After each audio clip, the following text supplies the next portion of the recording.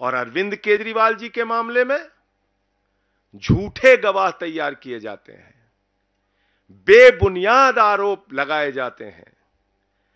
10-10 गवाहों के 10-10 बयानों को छिपाकर षड्यंत्र के तहत 2 ही बयान कोर्ट के सामने लाए जाते हैं। 10 बयानों में से 8 बयान छिपाकर मात्र 2 बयान कोर्ट के सामने लाए जाते हैं। और मैं फिर से दोहरा रहा हूं, मगुंटा रेड्डी, राघव रेड्डी के 10 बयान थे।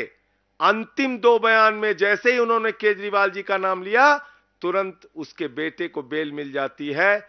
और मंगुंटा रेड्डी कौन है? आज की तारीख में वो एनडीए का प्रत्याशी है। आंध्र प्रदेश में नरेंद्र मोदी जी की तस्वीर लगा के वोट मांग रहा है, जिसके ऊपर भारतीय जनता पार्टी और ईडी ने शराब घोटाले का आरोप लगाकर उसकी जांच शुरू की थी।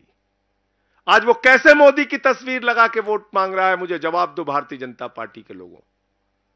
शरद रेड्डी 12 बयान उसके लिए जाते हैं, अरविंद केजरीवाल जी के बारे में एक शब्द नहीं बोलता। अंतिम 2 बयान में बोलता है, 10 बयान में नहीं बोलता। और जैसे ही 2 बयान में वो नाम लेता है केजरीवाल जी का, उसको तुरंत बेल मिल जाती है और वो छूट जाता है कमर दर्द के नाम पे। ये राजनीतिक षड्यंत्र नहीं तो और क्या है? चंदन रेड्डी नाम के एक गवाह का कान का पर्दा फाड़ दिया गया, हाई कोर्ट में उसने अपील की। समीर महेंद्रू पे दबाव बनाया गया, अरुण पिल्लई पे दबाव बनाया गया, गवाहों को डराया गया, धमकाया गया। और तब यह पूरा मामला केजरीवाल जी के खिलाफ तैयार किया गया।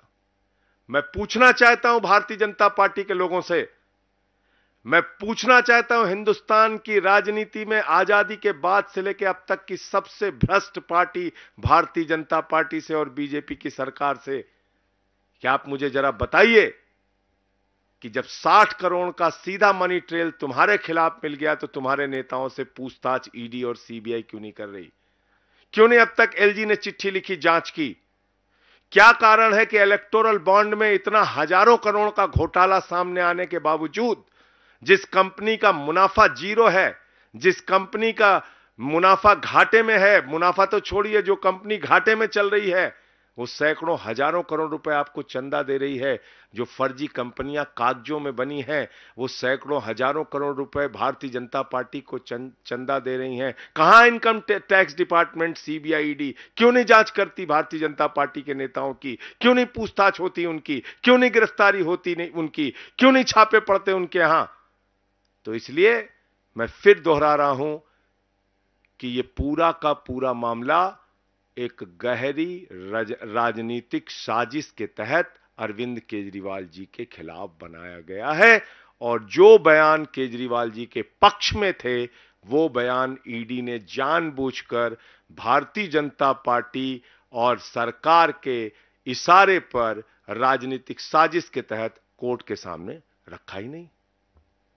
ईडी ने 20,000 पन्ने अनरिलाइड अपॉन डॉक्यूमेंट में रखे हैं, यानी कि 20,000 कागजात छिपाए गए हैं, यानी कि 20,000 कागजात ईडी कह रही है इस पे हमें भरोसा नहीं है।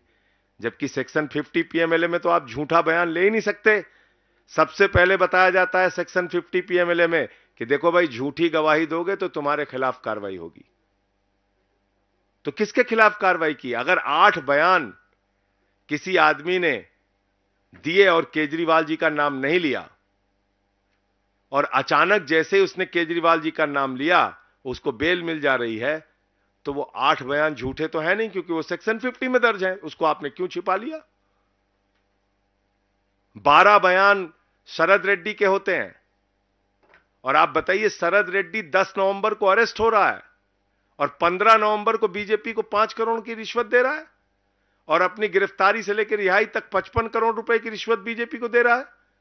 उसकी जांच नहीं होगी। तो इसलिए हमें पूरी उम्मीद है कि माननीय सर्वोच्च न्यायालय के समक्ष जब सारे तथ्य, सारे सबूत, गवाहों के सारे बयान जो छिपाए गए हैं वो बयान भी, और उसकी सच्चाई जब माननीय सर्वोच्च न्यायालय के सामने आएगी, तो अरविंद केजरीवाल जी को राहत मिलेगी, वो पूरी तरह से निर्दोष साबित होंगे और वो जल्द ही बाहर आएंगे।